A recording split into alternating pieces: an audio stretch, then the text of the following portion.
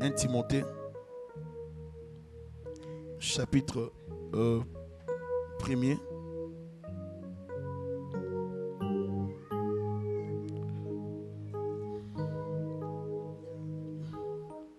Timothée, chapitre 1er.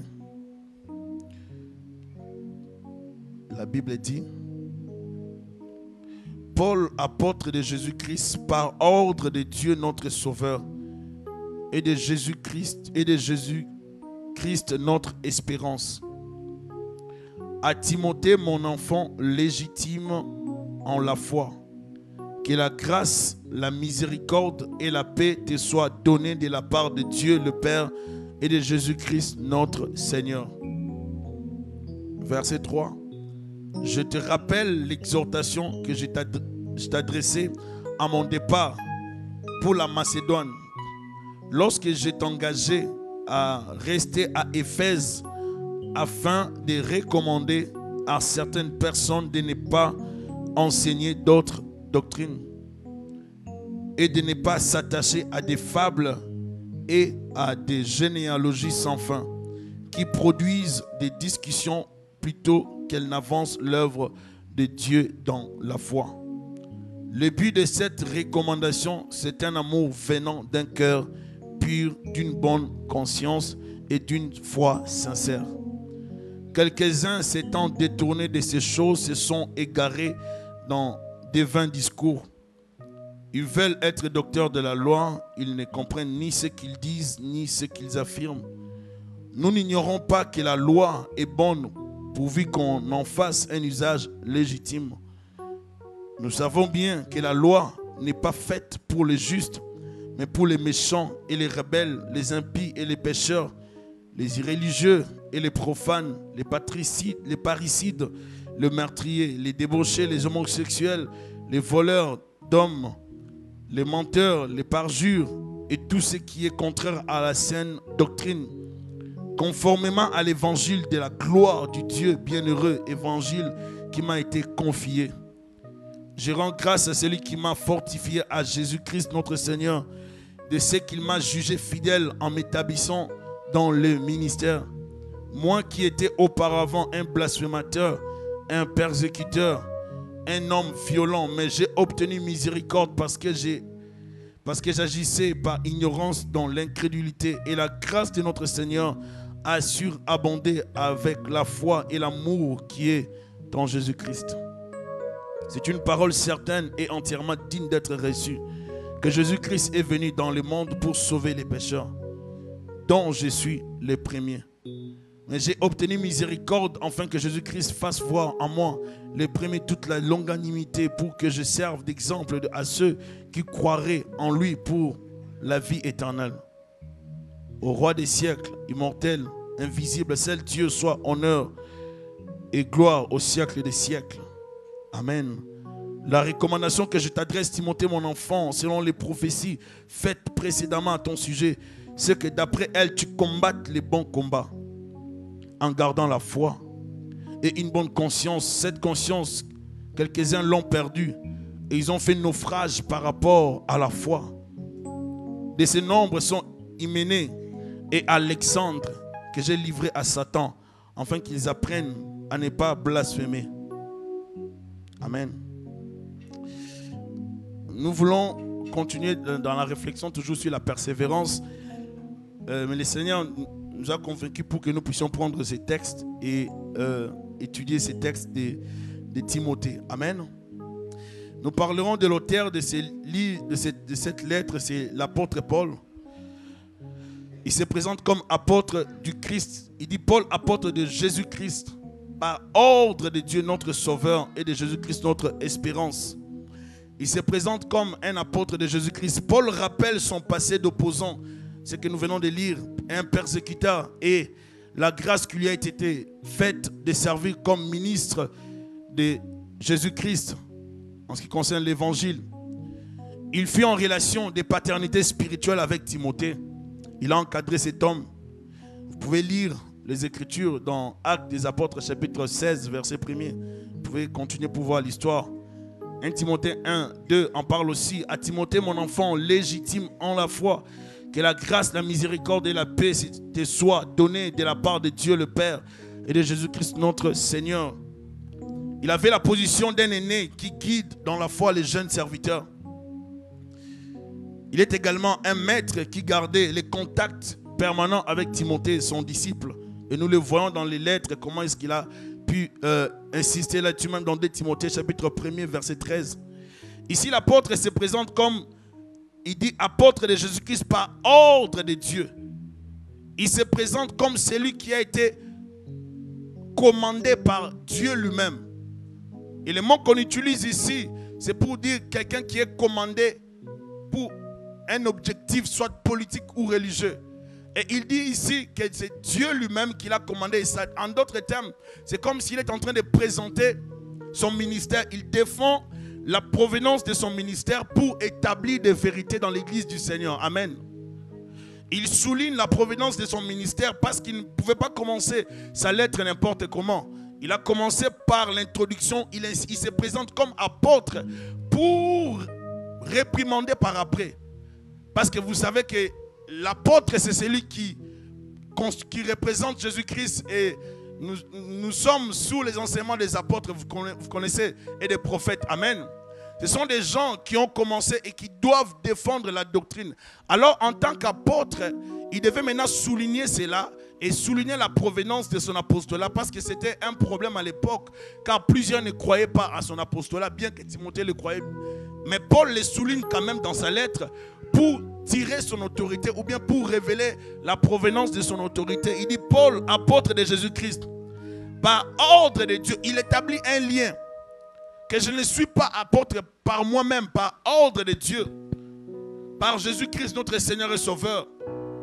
Et maintenant, il va donner, n'est-ce pas, les recommandations ou les détails de sa lettre. La situation de Paul à l'époque était d'un homme libre lorsqu'il écrivait la lettre, et tandis que c'était un prisonnier lorsque nous lisons dans 2 Timothée, prisonnier à Rome.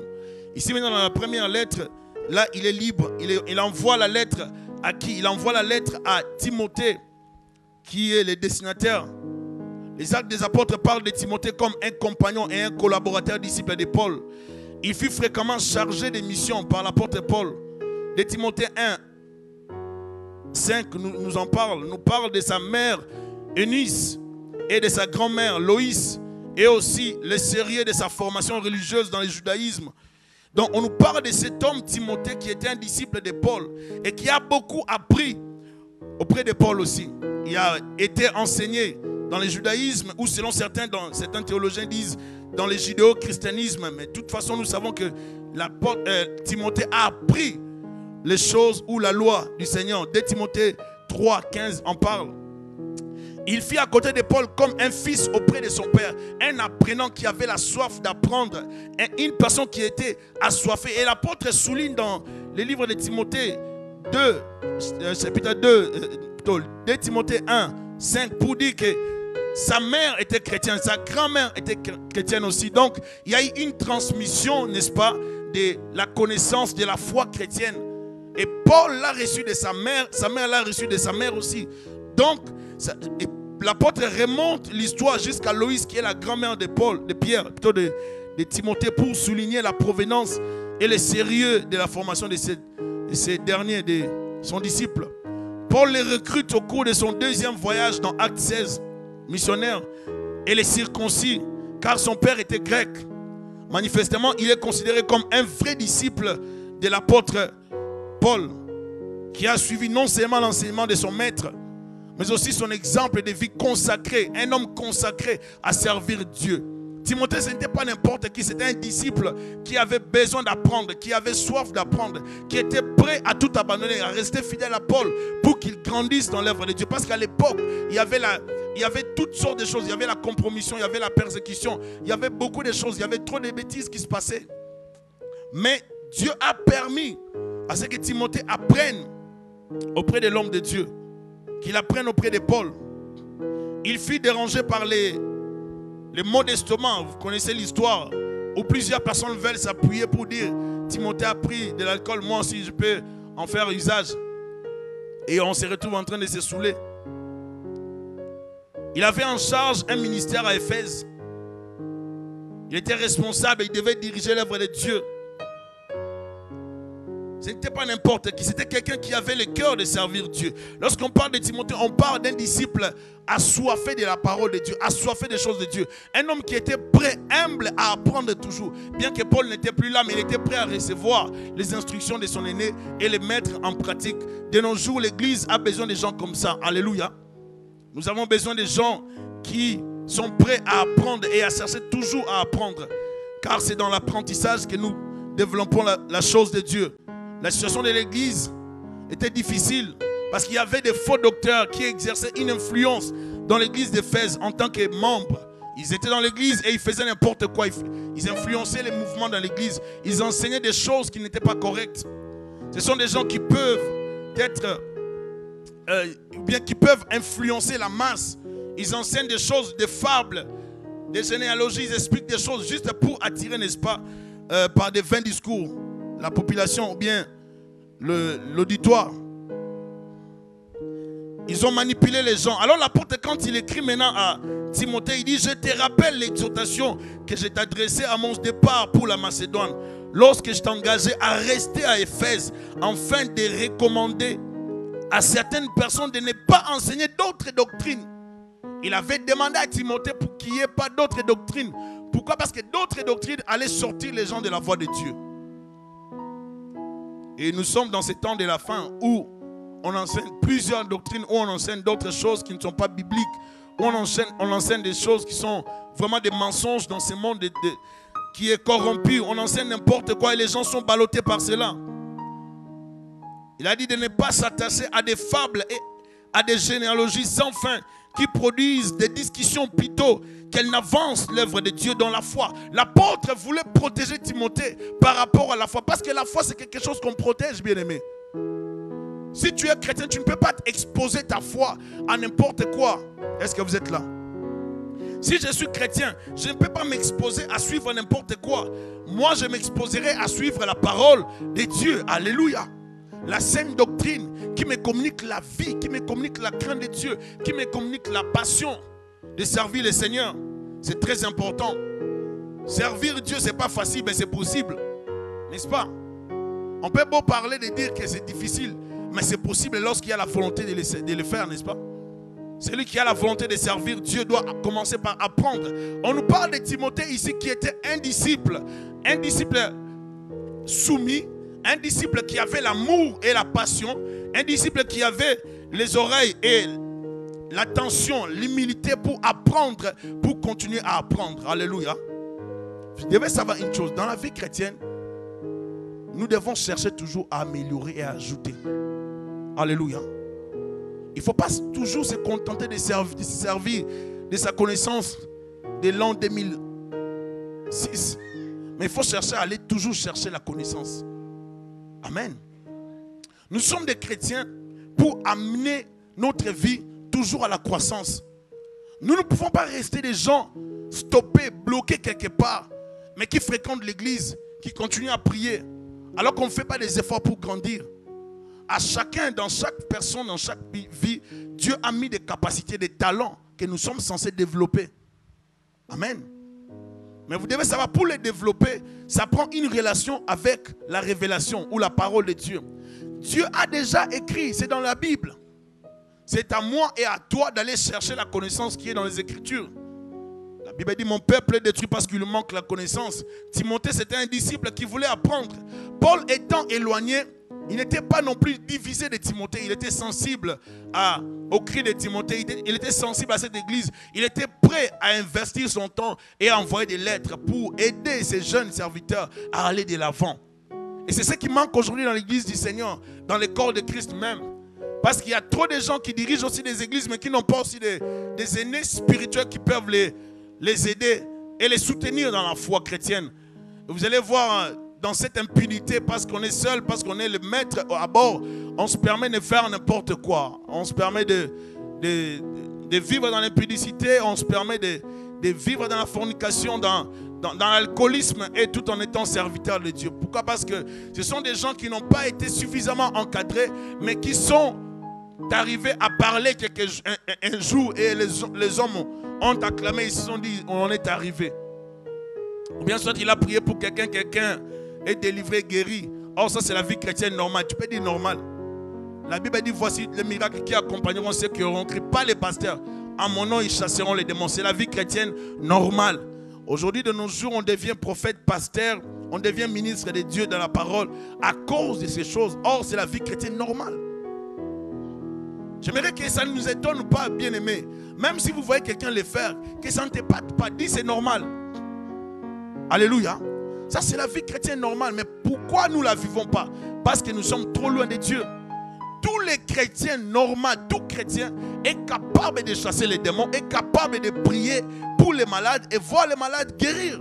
Tout chrétien normal qui craint, qui marche avec Dieu, ça ce n'est pas la responsabilité ou bien le travail des pasteurs. C'est tout chrétien normal qui a la relation avec Dieu, qui vit dans la prière, qui lit la Bible, qui marche dans la crainte de la sainteté. Il a la vie de Dieu. La vie de Dieu va se dégager. Tu n'as pas besoin d'être un prédicateur. Quand tu as les problèmes, tu commences à prier, tu commences à exercer la foi, tu commences à dégager l'onction que tu avais reçue dans la présence de Dieu. C'est ça la vie chrétienne, bien-aimé.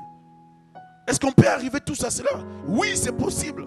Mais ça prend la persévérance, ça prend la foi, ça prend la consécration, ça prend de se donner, de s'écarter des fables, de s'écarter de l'histoire des légendes, des généalogies, des gens qui cherchent à épater. Mais il faut plus s'accrocher à ceux-là qui communiquent la vie et non des gens qui cherchent à donner des discours démagogiques. Même dans l'église, on développe des discours démagogiques. On prêche juste pour épater. On prêche juste pour que les gens nous voient que j'ai prêché. Mais à l'intérieur, il n'y a pas cette pureté. Pourquoi je dis ça? Parce que l'apôtre Paul va parler de certains points qui sont très capitaux que je vais développer après. L'apôtre dit de ne pas s'attacher à des fables, à des généalogies sans fin qui produisent des discussions plutôt qu'elles n'avancent l'œuvre de Dieu dans la foi. Il y a des choses qui retardent la croissance des gens. Il y a des choses qui empêchent les gens d'arriver quelque part, de faire des pas. Il y a des gens qui ne veulent pas avancer dans la vie chrétienne. Ils sont restés toujours dans l'histoire. Moi, quand j'ai, chacun de nous a une histoire, bien-aimé. Est-ce qu'on peut dire amen? Tu as une histoire, elle a une histoire, j'ai une histoire. Nous avons tous des histoires dans nos vies. Mais ce n'est pas ça qu'on a besoin. Est-ce qu'aujourd'hui nous vivons la vie chrétienne maintenant? Quelle est notre relation aujourd'hui? Quel est mon niveau spirituel au travail? Est-ce que je reflète l'image d'un chrétien ou je suis facilement manipulé par les groupes de garçons de mon travail ou des filles? Comment je me comporte à l'école? Comment je vis la vie chrétienne? Comment je vis ma foi? Est-ce que la lecture de la parole ne se fait que les jeudis, soit lorsqu'on arrive au rocher, ou bien je lis la Bible à la maison? Ai-je le temps de lire la parole de Dieu? Ou bien je vais seulement servir Dieu? C'est ce qui arrive, les dangers. L'apôtre écrit à Timothée, parce que plusieurs personnes servent Dieu, mais ils n'ont pas la relation avec Dieu. Plusieurs sont au service de Christ, mais ils n'ont pas l'intimité avec Dieu. Plusieurs parlent de Dieu, mais ils n'ont pas la sagesse. Comment s'y prendre avec les problèmes? Comment s'y prendre avec les gens? Et j'aimerais avec vous qu'on étudie les livres de Timothée, 1 Timothée et 2 Timothée, pour que nous puissions comprendre certaines vérités que la parole est en train de nous recommander. On parle de Dieu, mais on n'a pas la relation avec lui. On prêche la parole de Dieu, mais on n'a pas la vie de Dieu. On chante pour Dieu, mais on ne prie pas. On chante pour Dieu, mais on fume la cigarette. On prend l'alcool. On fait l'impudicité. On vit dans l'adultère. On fait des choses qui sont indignes des enfants de Dieu. Et même Dieu est étonné de voir que les églises tolèrent beaucoup de choses. Dans nos églises aujourd'hui, on a même honte de suspendre les gens parce que si vous les suspendez, il n'y a personne d'autre qui peut faire son travail dans l'église. C'est quoi ça? C'est quoi ça? Et c'est ça qui chasse la présence de Dieu dans les églises. Parce qu'on fait entrer même les faits étrangers dans les églises. Des gens qui font le mal, mais parce qu'on est dans un besoin quelconque, il faut les garder. Or, l'évangile, ce n'est pas ça. Et j'aimerais dire que si l'apôtre Paul était aujourd'hui, je pense qu'on allait plus voir des suspensions à un niveau très élevé. Et vous avez lu ce qu'il a fait. Pourquoi? Parce que l'église est un lieu où il y a la sainteté. Est-ce que tu peux dire sainteté? L'église est un lieu où il y a la crainte de Dieu. Tu peux dire la crainte de Dieu. L'église est un endroit où il y a l'obéissance à la parole. Tu peux dire obéissance. Mais s'il y a ces éléments dans l'église, bien aimé, nous ne pouvons pas échapper à la gloire de Dieu. La gloire de Dieu descendra toujours. La gloire de Dieu ne sera pas nécessairement les croisades. La gloire de Dieu sera dans les activités, dans la semaine, les dimanches, le jeudi, n'est-ce pas? Suivez-moi, bien-aimés. La gloire de Dieu sera là à tout moment. Pourquoi? Parce que c'est l'église. C'est là que Christ rencontre les gens. Timothée, un serviteur de Dieu, mais qui était prêt à apprendre toujours. Malgré qu'il était responsable en train de diriger, mais il avait toujours des oreilles pour apprendre. Bien aimé, on ne cesse jamais d'apprendre dans la vie. C'est pour ça qu'on a dans le monde on dit la répétition est la mère de la science. La première fois que j'avais entendu mon pasteur dire qu'il avait lu, il venait de finir la Bible pour la 5e fois, j'avais dit je ne savais pas qu'on devait lire la Bible, toute la Bible. Il a dit non, je viens de finir pour la 5e fois, je reprends encore. J'aimerais dire à l'église que tu ne peux pas dire que tu es prédicateur, pasteur, serviteur de Dieu si tu n'as jamais lu toute la Bible. C'est anormal, bien-aimé. Est-ce qu'on peut dire amen? Nous ne pouvons pas nous laisser enseigner par des gens qui n'ont jamais lu Job, qui n'ont jamais lu le livre de Zacharie, bien de Malachie par exemple, le livre de Daniel, Habakkuk. Il a seulement les versets d'Habakkuk. J'étais à mon poste. Nous ne pouvons pas lire, nous ne pouvons pas suivre des gens qui ne lisent pas la Bible. L'église est appelée à grandir, n'est-ce pas? Mais dans la foi, plus vous grandissez, vous allez nous pousser à aller de l'avant. Est-ce que je parle à quelqu'un? C'est très important, il faut grandir. Timothée avait un problème dans cette église. Parce qu'il y avait des bons discoureurs, mais qui enseignaient des fausses doctrines, des bêtises. Paul se présente comme apôtre au service de Jésus-Christ. Avant de donner des instructions à Timothée, l'apôtre préfère rappeler qu'il est lui-même sous un commandement, sous un maître. Donc, c'est Dieu qui l'envoie en mission. Et Timothée doit se soumettre à Paul ou à Dieu via Paul. Et si Timothée reconnaît en Paul son maître physique qui représente Dieu, donc Timothée devait obéir aux ordres que Paul allait, n'est-ce pas, donner. Et comme je disais tout à l'heure, le mot qu'on utilise veut seulement dire les commandements d'une autorité politique ou religieuse. Donc Paul, il l'utilise pour dire que je suis obligé de faire l'œuvre de Dieu. Paul est en train de dénoncer les menaces représentées par des faux docteurs de la loi. Ils enseignent la loi mais ils ne maîtrisent pas la loi. Nous suivons des gens qui enseignent partout à l'internet, d'autres qui disent qu'on ne peut pas baptiser des femmes enceintes. Il y a toutes sortes de doctrines qui sortent, qui n'ont pas des assises dans la parole. Mais comme il y a des gens qui sont toujours aussi dupes et ils se font manipuler, ils sont prêts à suivre ce genre de choses. Bien aimé, c'est l'ère de l'église qui vérifie dans les Écritures. Est-ce que je parle à quelqu'un? Nous devons être comme l'église dans les sacs des apôtres. Les pasteurs prêchent, tu retournes à la maison, tu vérifies. Tu ne vérifies pas pour détruire les pasteurs parce que tu aimes ton pasteur. Est-ce que je parle à quelqu'un?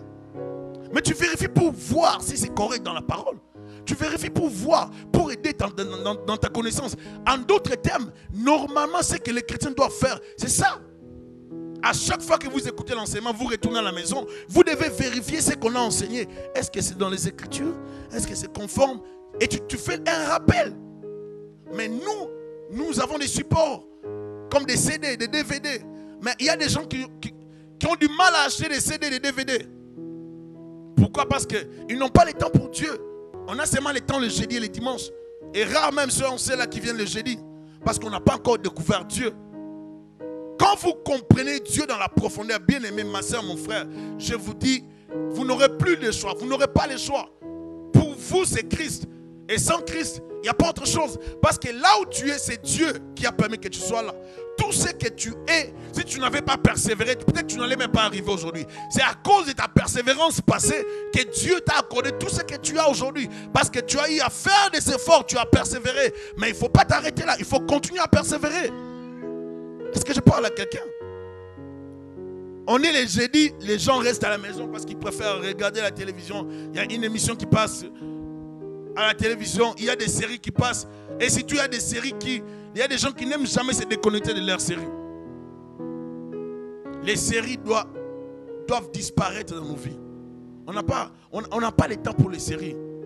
Si tu rates, tu rates. Il y a des gens, lorsqu'ils ratent, ils souffrent même dans les cœurs. Soyez délivrés de ça au nom de Jésus-Christ. Sortons de là, bien-aimés. Nous tous sortons de là. Soyons vraiment des véritables chrétiens, des gens qui sont prêts à apprendre. Lorsqu'on parle des fables, des légendes, ce sont des discours qui doivent beaucoup, qui séduisent, qui doivent beaucoup à l'imagination, au désir de séduire, mais très dangereux, parce que contraire au bon sens, aux données crédibles, voire à la morale, des discours qui persuasifs, des discours qui cherchent juste à attirer l'attention des gens.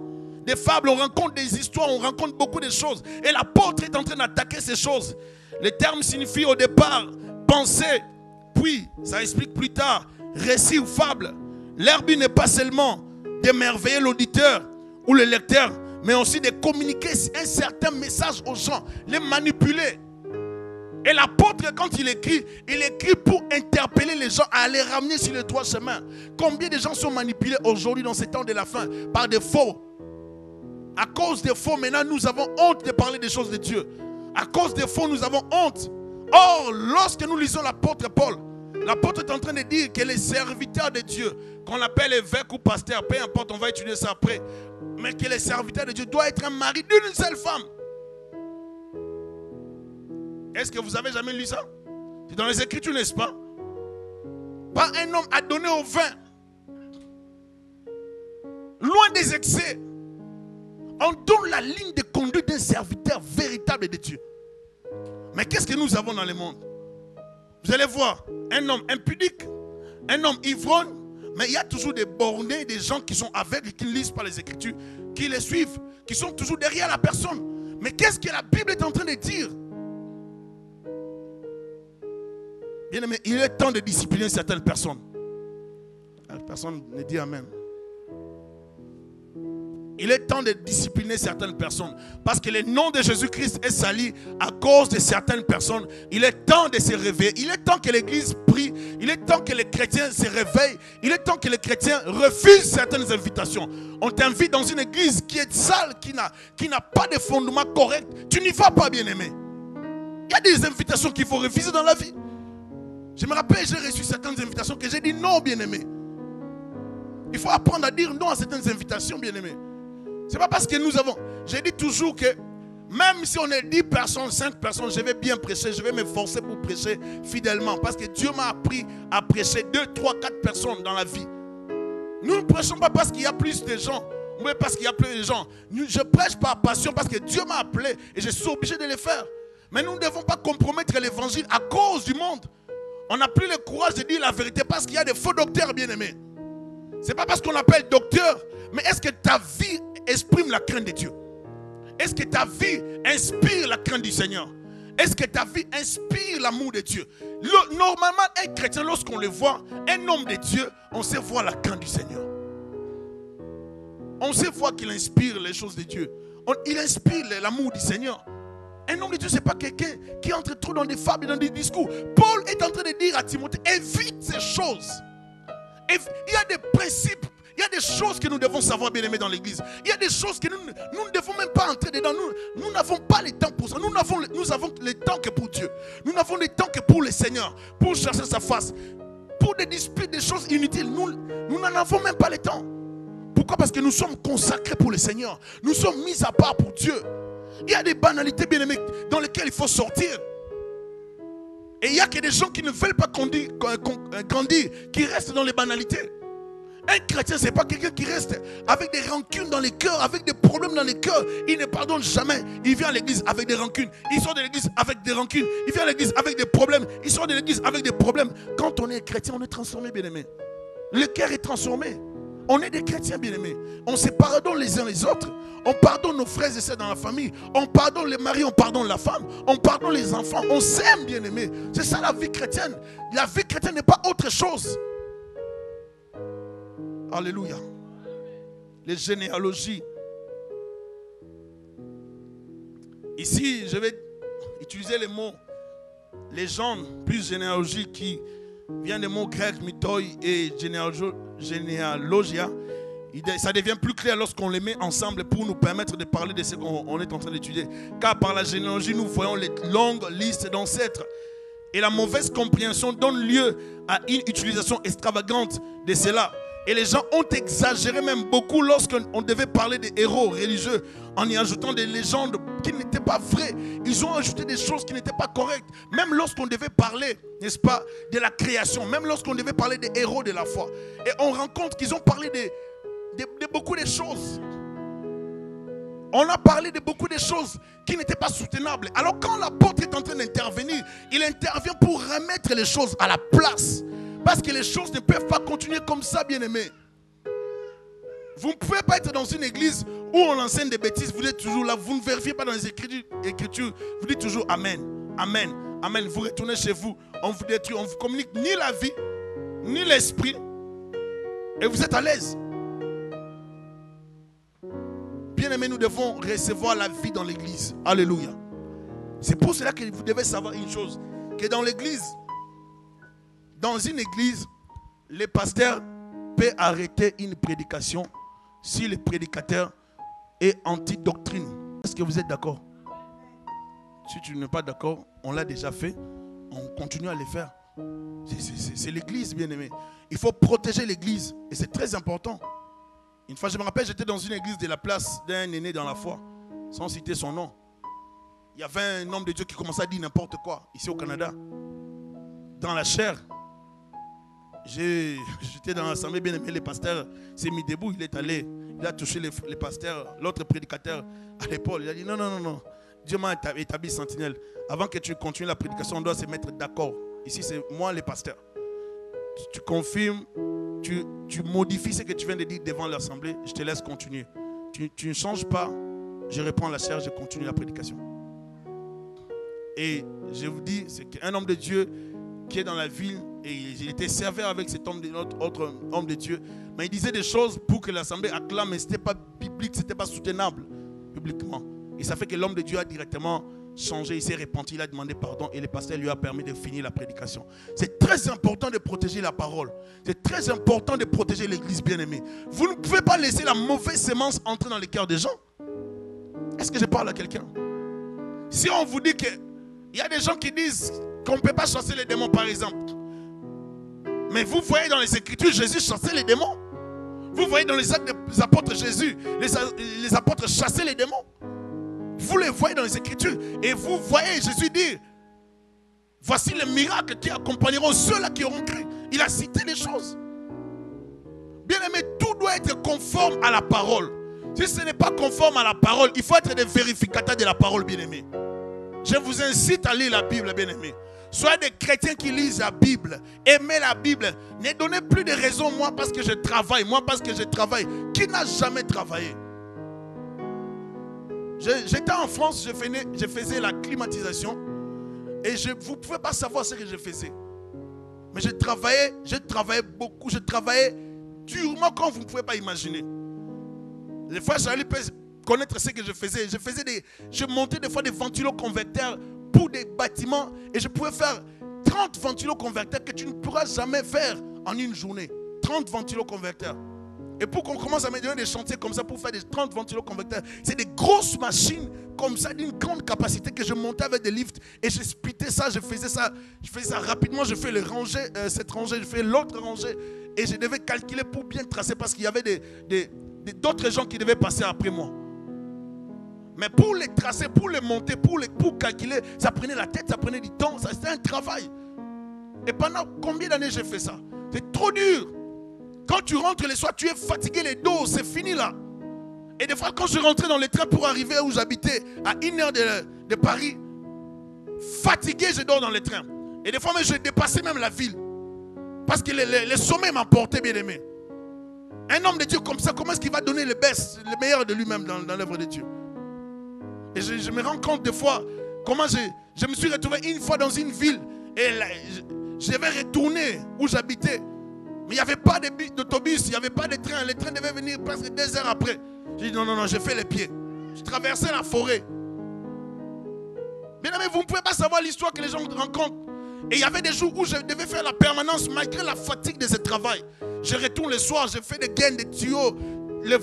Les ventiloconverteurs, je rentre le soir. Je dois faire la permanence à l'église parce que c'est ma journée. J'avais 2 jours où je devais recevoir les gens.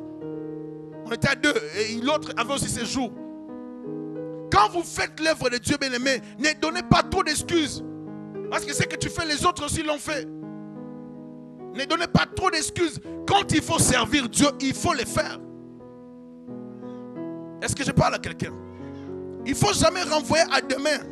La vie chrétienne, c'est vie aujourd'hui. Il y a des gens qui pensent que c'est demain que Dieu va leur accorder le temps pour se consacrer dans l'œuvre de Dieu. C'est demain que... Il n'y a pas de demain, c'est maintenant. Il n'y a pas de brouillon, bien-aimé. Il n'y a pas de brouillon. Dieu te donne le temps aujourd'hui. Aujourd'hui, si vous entendez la voix, n'endurcissez pas votre cœur dans votre façon de faire les choses. C'est aujourd'hui, pas demain, c'est aujourd'hui. Car demain ne t'appartient pas, c'est aujourd'hui ton jour.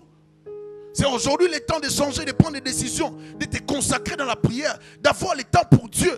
Quand on dit qu'il faut prier pour les femmes, mais que les femmes viennent prier. Quand on dit que c'est la rencontre des hommes, que les hommes viennent prier. Quand on dit que c'est les jeunes, mais venez prier. Quand on parle des gens de venir prier, mais venez prier. C'est pour vous. Parce qu'à la fin des comptes, chacun de nous paraîtra devant Jésus-Christ. Tout ce que nous sommes en train de faire va finir. Au ciel, il n'y a pas d'église. Nous serons dans la présence de Dieu. Bien-aimés, marchons avec Dieu, loin des excès, loin des légendes, loin des histoires, loin des discours vains qui n'aboutissent à rien, bien-aimés. Marchons dans la crainte de Dieu, servons Dieu, persévérons dans la foi, attachons-nous à la parole de Dieu, lisez la parole, vivez dans la crainte de Dieu. Paul a écrit à Timothée pour interpeller à Timothée de faire ces choses. Bien que c'était des décisions difficiles, il insiste pour que Timothée les applique. Il est interdit à ces gens de parler à l'église. Pourquoi Paul le dit? Parce que l'apôtre Paul savait que si ces gens continuaient à parler, ils allaient détruire l'œuvre de Dieu. Bien aimé, l'œuvre de Dieu se protège. Est-ce que je parle à quelqu'un? La Bible dit, Marie, aimez vos femmes comme Christ a aimé. Non, répétez bien. Marie, aimez vos femmes comme Christ a aimé. Vous savez ce que Christ a fait pour l'église? Vous le savez, non? Vous savez ce que Christ a fait? Il est allé à la croix. Il a payé le prix. Il a bâti l'église. Bien-aimé, aimez l'église. Il faut protéger l'église, bien-aimé. C'est pour ça que dans les Écritures, il y avait un courant des gens, des zélotes, des gens zélés, des gens qui aimaient tellement Dieu. Il y avait même un homme qui avait le courage d'éteindre, de tuer deux personnes qui faisaient n'importe quoi, qui faisaient les péchés. Et l'apôtre Paul a continué avec ces courants parce que c'est un courant qui s'est développé en Israël.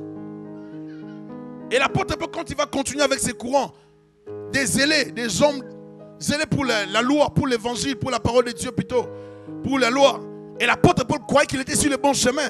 Mais quand Dieu a changé Paul, Paul s'est rendu compte qu'il combattait Jésus-Christ. Et quand il a compris la révélation, Paul est devenu le défenseur de la révélation de la parole de Dieu. Il est devenu le protecteur de la parole de Dieu.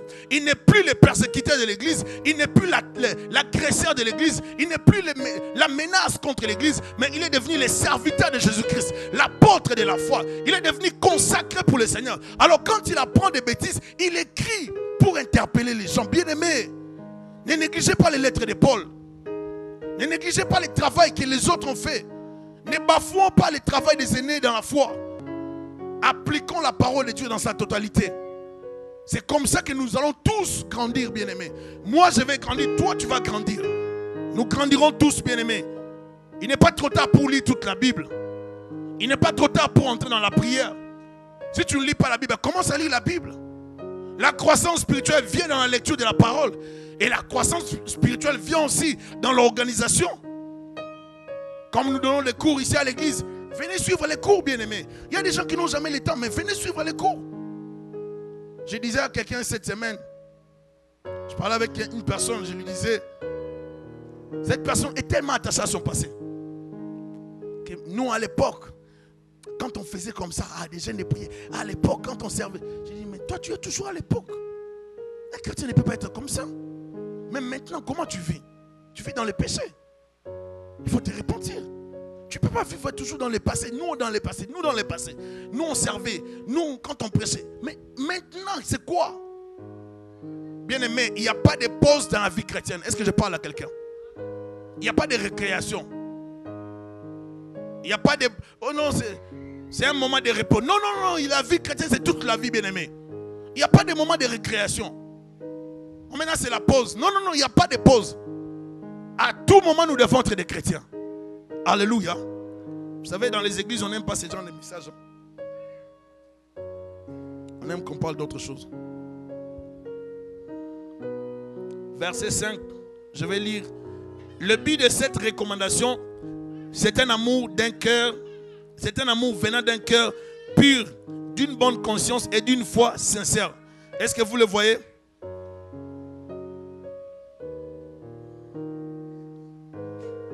Verset 5, donc, l'apôtre Paul est en train d'insister que le but de cette recommandation est un amour venant d'un cœur pur. Il dit c'est un amour qui vient d'un cœur pur. Il dit si je fais ces recommandations, ce n'est pas parce que j'ai un problème personnel avec quelqu'un.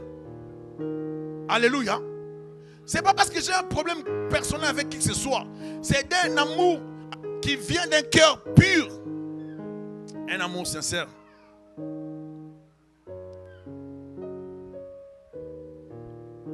La recommandation vient d'un cœur pur, d'une bonne conscience, d'une foi sincère. Vous le voyez au verset 5. Il dit d'un cœur pur, un cœur qui déteste le mal, mais un cœur qui n'a pas de problème, sans rancune, mais il donne des ordres. Alléluia. Sans problème, mais il donne des ordres pour protéger l'église de Dieu. Nous ne pouvons pas servir Dieu avec un cœur qui a des problèmes. Nous ne pouvons pas servir Dieu avec un cœur qui a trop de problèmes. Non, non, non. Nous devons servir Dieu avec un cœur qui est assoiffé.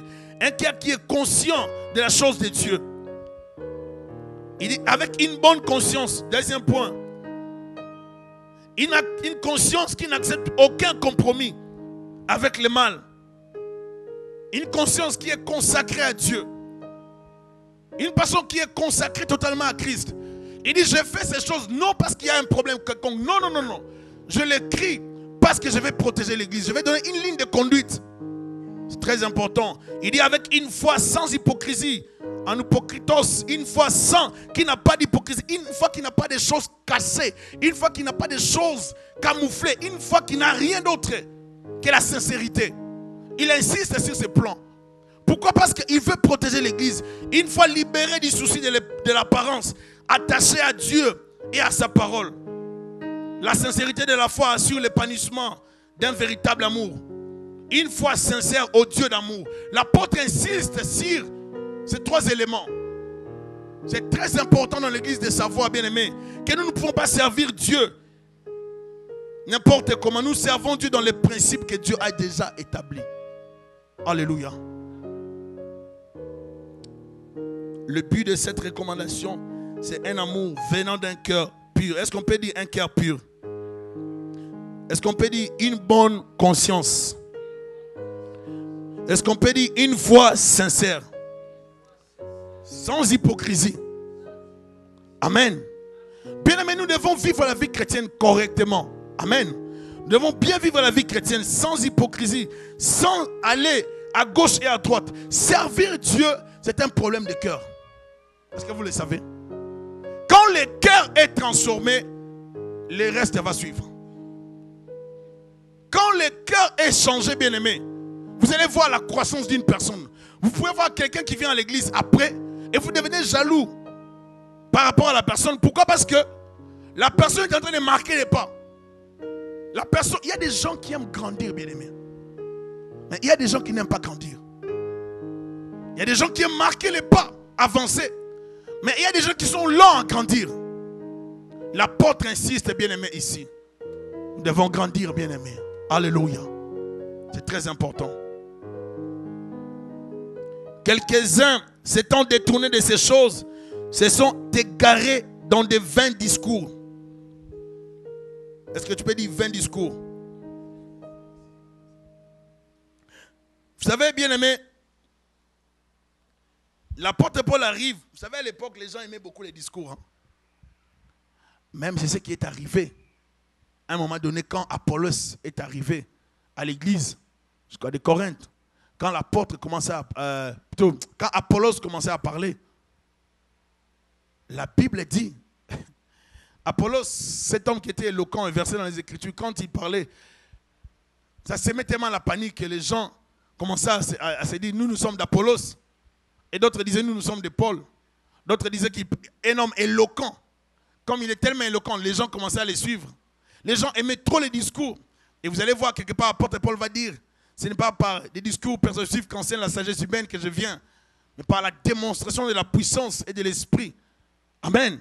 Il voulait mettre la différence entre son message et le message des autres. Il voulait mettre la différence entre son message et la philosophie de l'époque.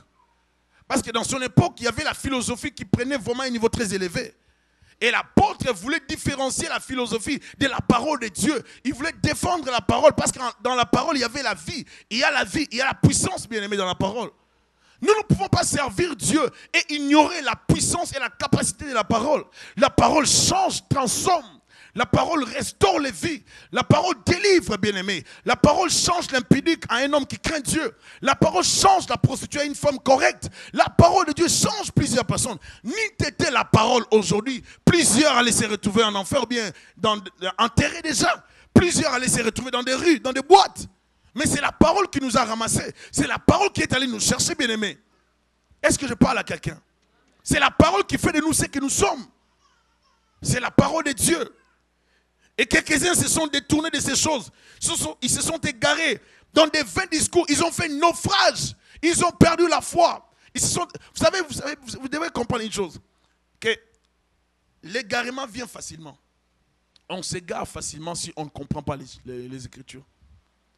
Celui qui n'a pas la base de la parole se fait manipuler facilement dans des milieux chrétiens. On fait n'importe quoi, vous allez retrouver des chrétiens qui font n'importe quoi. C'est comme quelqu'un m'a appelé pour me dire, je vous donne un exemple, que pasteur, cette semaine, écoutez, il y a un pasteur qui est en train de faire certaines prières. Je dis, quel genre de prières? Lui-même, il trouve bizarre ces genres de prières, mais il m'appelle quand même. Je dis, oh, il rencontre, c'est quoi? Non, quand il prie pour de l'eau, il te demande de placer ça devant la porte. Tu mets ça dans un bassin, tu mets devant la porte. Il dit, Dieu va te protéger. J'ai dit, oh, il prie pour de l'eau et puis il te dit de mettre devant la porte. Je me suis dit, mais je me rappelle lorsqu'on était des petits, on entendait des histoires comme ça, soi-disant qu'il faut mettre de l'eau dans un bassin, mettre ça sous le lit et les démons, les sorciers allaient voir ta vie comme une rivière là, pour ne pas te toucher. Il dit, alors ce pasteur-là, il est attaché à des fables. Il est tellement attaché à ça. Il ne s'est pas rendu compte qu'il a amené cette pratique dans l'église.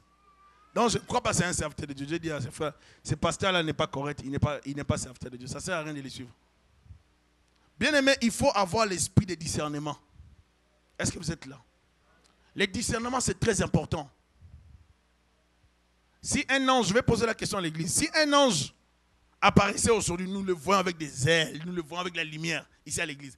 Et ça fait comme ça. Quand il les bouge, tout le monde regarde. Wow, qu'il est beau. Et puis il ne touche même pas les sols. Parce que c'est un ange. Un ange. Vous comprenez l'ange, non?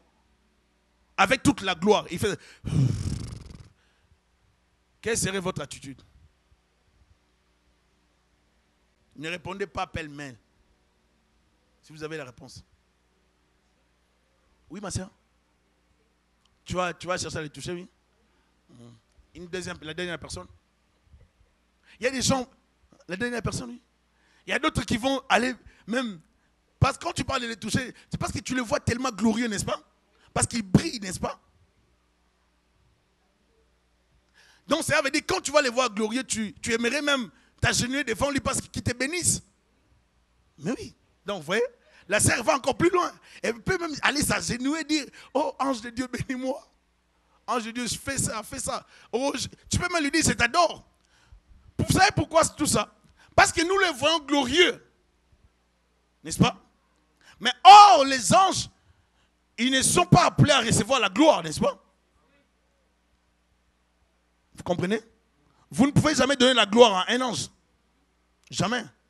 Il est glorieux, oui, mais c'est lui qui doit glorifier Christ. Il vient pour livrer un message. Il ne vient pas pour recevoir l'adoration des chrétiens. Non, non, non, non, non. Le seul ange dans la Bible qui a reçu l'adoration, c'est l'ange de l'Éternel. Et il porte la mention ange de l'Éternel pour nous dire que c'est la manifestation théophanique de Christ ou de Dieu. C'est Dieu qui voulait se manifester comme ça. C'est dans cet ange qui avait le nom de l'Éternel et qui pouvait recevoir l'adoration. On peut dire que c'est Dieu lui-même qui prenait cette forme physique ou théophanique. Donc, c'est cet ange seul qui pouvait recevoir la gloire. Mais tous les anges qui restent ne peuvent pas recevoir la gloire. C'est pour ça que vous allez voir certaines personnes dans la Bible, ils ont adoré cet ange, l'ange de l'Éternel dont on parle. Amen.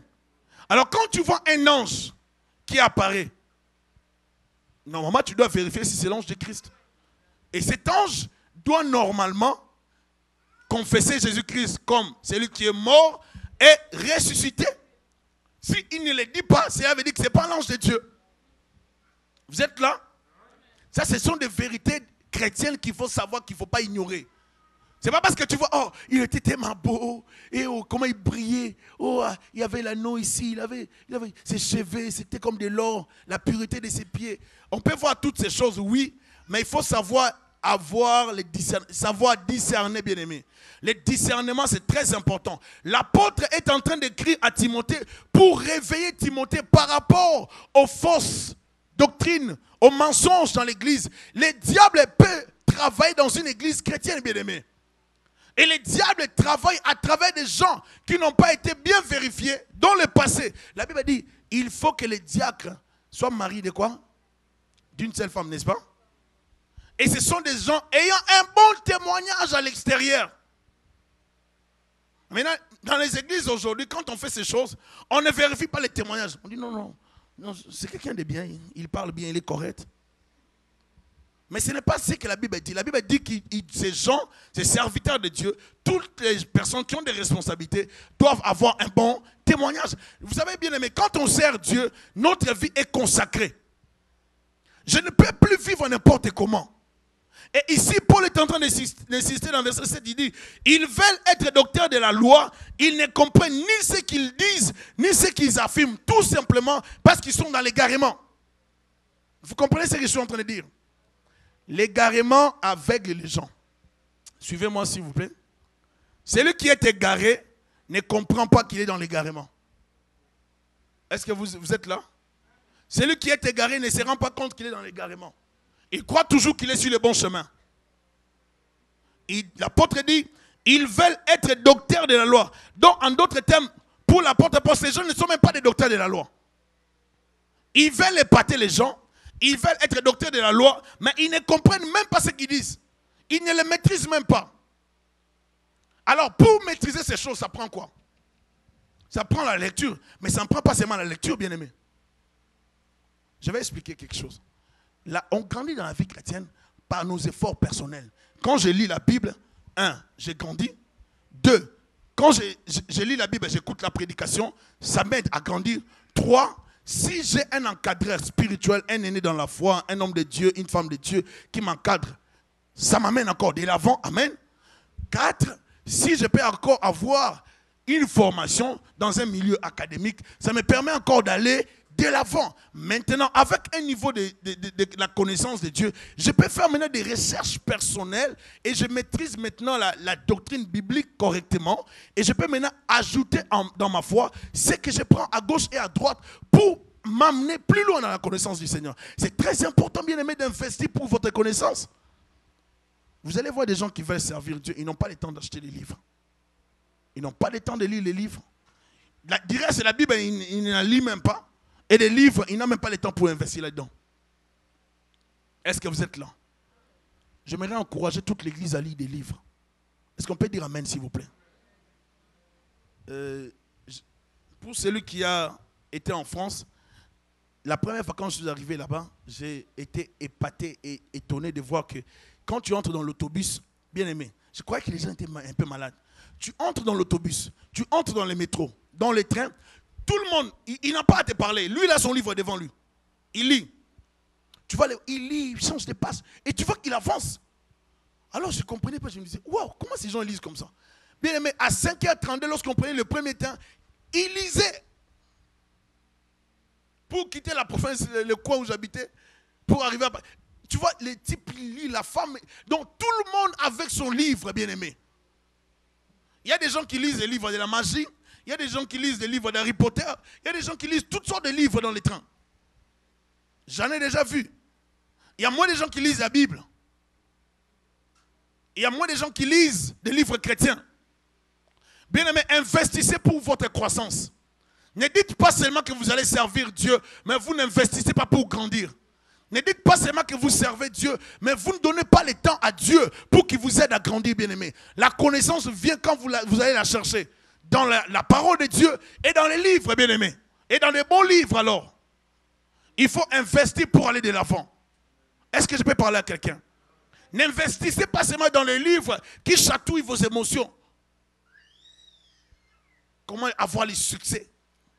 Comment devenir riche en une seconde? Vous savez, il y a toutes sortes de livres. Comment avoir toute la connaissance de la Bible en un jour? Vous savez que ce n'est pas possible, n'est-ce pas? Mais pour avoir la connaissance des Écritures, bien aimés, nous devons lire, prendre le temps de lire la parole, prendre le temps de lire des livres et prendre le temps d'écouter les prédications, bien aimés. La foi vient de ce qu'on entend et ce qu'on entend vient de la parole de Dieu. Et la connaissance augmente. Plus nous lisons, plus nous écoutons la parole de Dieu. Vous savez que vous devez écouter plus les prédications. Plus vous entendez, plus vous suivez des prédications, vous allez voir, bien aimé, votre foi va grandir. J'aimerais dire à quelqu'un ceci. Plus vous suivez des prédications, des CD de prédications à la maison, l'onction de Dieu coule dans votre vie. À chaque fois que vous êtes en contact avec les choses de Dieu, à chaque fois que vous êtes en contact avec la Bible, à chaque fois que vous lisez un livre qui vous amène à servir Dieu, à chaque fois que vous écoutez la musique chrétienne, l'onction de Dieu est en contact avec vous. L'onction de Dieu est déjà dans votre vie. Moi, ça m'arrive souvent quand j'écoute des prédications, ou bien quand je lis des bons livres, ou bien quand je suis la bonne musique chrétienne. De la musique inspirée.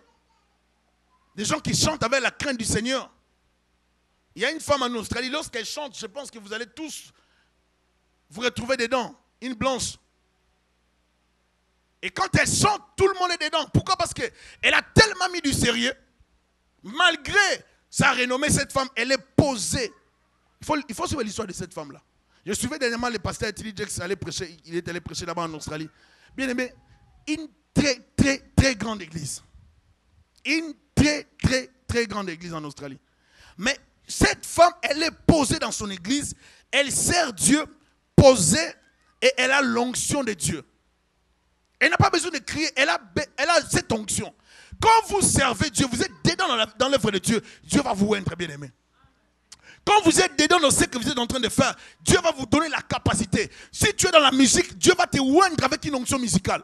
Dieu va te donner l'intelligence pour la musique. Si tu es dans les techniques, Dieu va te donner la capacité pour améliorer l'organisation du technique. Si tu es dans la prédication, Dieu va te donner des techniques, beaucoup de choses, pour l'onction, la connaissance de la parole. Si tu es dans l'accueil, Dieu peut t'amener dans l'autre dimension. Dieu peut changer tout le monde si nous sommes prêts à les servir d'un cœur sincère, d'un cœur pur. Est-ce que je parle à quelqu'un? Nous devons servir Dieu bien-aimé. Ça ne sert à rien de donner l'apparence, mais il faut avoir la chose de Dieu en nous. Ils donnent l'apparence des docteurs, mais au-dedans, ils sont vides. Ils sont vides. Ils n'ont rien en eux. Dieu a besoin des gens qui développent la connaissance, des gens qui lisent les Écritures, des gens qui cherchent la parole. Pas seulement des gens qui oublient la parole après les cultes, mais des gens qui cherchent la prédication, la parole, la connaissance de Dieu bien-aimé. Soyez assoiffés de Dieu bien-aimé. La présence de Dieu grandit plus vous êtes connectés et assoiffés des choses de Dieu. Vous êtes là? Je suis allé prêcher dans une église hier. On est venu me demander, on m'a dit, si les pasteurs n'avaient pas soufflé des choses sur les gens dans l'église. J'ai dit, si on est en train de prier réellement, si nous cherchons la face de Dieu, Dieu est prêt à nous se servir de nous. Alléluia. Vous savez, les gens peuvent toujours parler, mais quand Dieu veut se servir de nous, il va se servir de nous. J'aimerais dire, en toi, il y a des grâces qui dorment. En toi, il y a des choses que Dieu veut élever, développer. En nous, il y a des capacités bien-aimées. Nous avons des grâces, nous avons des talents, mais nous devons nous consacrer dans l'œuvre de Dieu. Il faut être dans la bonne doctrine, dans la sainte doctrine. Il faut comprendre. Tu n'as même pas encore maîtrisé la Trinité. Il y a des chrétiens qui ne savent même pas expliquer la divinité de Christ, expliquer l'humanité, expliquer toutes ces choses. Il y a des choses qu'il faut savoir, bien-aimé. Est-ce que je parle à quelqu'un? Il y a des choses que nous devons arriver à comprendre. Je ne peux pas être... Vous savez... Tu ne peux pas dire que tu es serviteur de Dieu alors que tu ne sais pas expliquer des choses élémentaires de base. Tu ne peux pas dire que tu es servant de Dieu alors que tu n'arrives pas à expliquer des choses élémentaires de base. Les choses que tout le monde est censé comprendre. Quand on parle de la Trinité, tu dois expliquer ça. C'est important, bien-aimé. Il y a des choses que nous devons comprendre. Amen. J'aimerais encourager tout le monde à lire la Bible. J'aimerais encourager l'église à suivre les cours. Si tu avais arrêté avec les cours, cherche à grandir. Les gens qui ne suivent pas les cours sont des gens qui ne veulent pas grandir. Or, dans l'église, il faut grandir, bien-aimé. Parce qu'il y a des manipulateurs dans ces temps de la fin. Il y a des gens qui manipulent. J'ai aimé une sœur de l'église qui avait reçu un appel d'un couple qui n'est plus dans cette église, qui sont dans une église de la maison. Parce que pour eux, l'église, c'est à la maison maintenant. Et quand la bien-aimée avait reçu l'appel, la bien-aimée s'est défendue. Elle a dit, ne m'appelez plus, ne venez plus chez moi. Quand vous me prêchez de rester à la maison et que l'église, c'est à la maison. Les pasteurs disent des choses, mais l'église, nous-mêmes, nous avons besoin de comprendre. Dieu nous donne des révélations à la maison. Mensonge du diable. Mensonge du diable. C'est pour ça que l'apôtre livrait certaines personnes à Satan. Quand les gens venaient détruire l'œuvre de Dieu. Les gens veulent jouer avec la grâce, mais il y aura un temps où Dieu va commencer à frapper certaines personnes. Tu ne peux pas t'élever pour commencer à détruire, à sortir les gens de l'église parce que toi tu ne viens pas à l'église. C'est ça des faux docteurs bien-aimés. Ils restent à la maison, mais ils commencent à appeler les fidèles de l'église pour leur dire, sortez, nous on est à la maison. Ah, Dieu nous donne beaucoup de révélations. Quelle révélation? Quelle révélation tu peux avoir à la maison? Parce que vous suivez un enseignement sur Internet, mais vous pouvez toujours continuer à les suivre sur Internet, bien sûr, c'est bien. Mais la fin des choses nous dira, on verra à la fin. Bien aimé, il faut grandir, il faut développer la connaissance. On suit des gens qu'on ne connaît pas, on suit des gens qu'on ne maîtrise pas, on veut les suivre. Un pasteur, un véritable serviteur de Dieu, vous devez le voir. Sa vie doit être claire. Est-ce que je parle à quelqu'un? Sa vie doit être, il n'y a rien de caché, bien aimé. Dès que vous me voyez, c'est ce que je suis. Je suis comme ça. Amen. Il n'y a pas d'autre chose. Il n'y a pas que non. Après l'église, on a des combines qu'on fait avec ma femme. Non, non, non. Il n'y a rien. À part ici, donc, je suis papa d'Elijah et de John. C'est fini. Et Marie d'Esther. C'est ça la vie. Est-ce que je peux être clair en ça? C'est très important, bien aimé. C'est pas que parce que j'ai découvert d'autres choses, je commence maintenant à défendre la polygamie dans l'église. Ils sont docteurs de la loi. D'après eux, ils défendent des bêtises. Ils ne sont pas dans le Seigneur. Il y a des gens qui prêchent la parole de Dieu, mais pas une bonne parole, mais une parole d'à côté. C'est le temps, bien aimé, de vous réveiller dans la parole. Dis à ton voisin, réveille-toi dans la parole. C'est le temps de se réveiller dans la parole. C'est le temps de comprendre les Écritures et de défendre les Écritures. C'est le temps de lire la parole. C'est le temps des sœurs et des frères qui s'appellent au téléphone pour dire, je viens de lire tel verset, mais ça me pose la question, est-ce que ça me trouble un peu, est-ce que tu peux m'éclairer dans ces versets? C'est le temps des lecteurs de la parole, c'est le temps des gens qui lisent, c'est le temps des gens qui cherchent la face de Dieu, c'est le temps des gens qui entrent en retraite juste pour lire. Des gens qui cherchent la face de Dieu. Des gens qui lisent pour protéger la foi. Il y a un temps pour toutes choses, bien-aimés. Il y a un temps pour chercher la face de Dieu. Il ne faut jamais laisser quelqu'un détruire votre foi. Parce que la foi que tu as aujourd'hui, ça fait un chemin. Ça a pris un temps pour que tu puisses la voir. Le niveau que tu as aujourd'hui, ça a pris un temps pour que tu puisses arriver là. Ne laisse personne te sortir de la foi de Dieu, ni détruire ta foi. Protège ta foi, bien-aimé. Sécurise ta foi. Sécurise la foi de ton mari, de ta femme, de tes enfants. Sécurise ta foi. Sécurise ta connaissance. Ne laisse rien d'impur entrer en toi. Garde la pureté du cœur. Garde la pureté, la sincérité dans la foi. Sois correct dans ta vie chrétienne. Marche avec le Seigneur. Ne laisse personne te sortir de la voie de Dieu. Même s'il y a des gens qui abandonnent la foi, comme l'apôtre dit, Alexandre le forgeron m'a fait beaucoup de mal. Il y a des gens qui sont là juste comme Alexandre le forgeron, qui sont prêts à faire du mal, des Hyménées, des Sambala, des Tobija, des Gweshem. Des gens qui sont prêts à détruire l'œuvre de Dieu, qui sont prêts à détruire, à critiquer, qui sont prêts à dire des mensonges. Bien aimé, l'Église a besoin des hommes et des femmes qui cherchent Dieu à tout moment. Des hommes et des femmes qui lisent la parole, qui viennent, pasteur, j'ai lu la Bible aujourd'hui, mais je n'ai pas compris ces versets. Mais c'est rare d'avoir ces chrétiens dans l'Église. C'est rare, bien aimé. Je n'ai jamais vu un frère de l'Église qui vient me poser des questions à côté. À part un frère qui venait et sa femme, qui ne viennent plus. Oh, nous sommes là comme des pasteurs. Il faut nous poser des questions. Il faut venir nous poser des questions. Il y a des gens qui ne veulent pas vous faire travailler. Tu es pasteur, mais ils ne te posent jamais des questions. Ça fait que lui, il ne lit pas la Bible. Je peux conclure comme ça. Est-ce que je parle à l'église? Si je suis pasteur, il faut venir avec des questions. Il y a des gens qui n'ont jamais de questions. Tu m'appelles au téléphone, pasteur, je voulais poser une question. C'est normal, bien-aimé. Nous devons développer la chose de Dieu. Soyez des hommes et des femmes assoiffés de la présence du Seigneur. Est-ce que vous êtes là? Dieu sera glorifié. On va continuer l'étude la prochaine fois. Nous allons nous mettre debout.